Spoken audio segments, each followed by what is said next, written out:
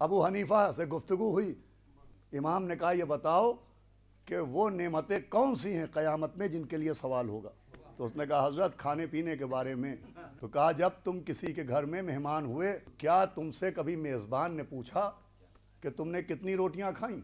कहा, नहीं, मुझसे तो किसी मेहमान ने नहीं। कहा, जब मेहमान का ज़र्फ़ इजाज़त नहीं देता कि खिला के सवाल करे तो खैरुर राज़िकीन पूछेगा।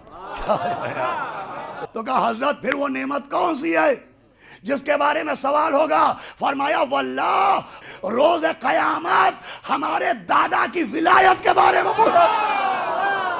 भाई वो नेमत जिसके बारे में सवाल किया जाएगा, फरमाया हमारे दादा अली की विलायत है। रोज़े महशर नेमत विलायत के बारे में पूछा जाएगा कि क़यामत के दिन दस्तरखान वाली नेमत के बारे में नहीं पूछा जाएगा, गदीर के मैदान वाली।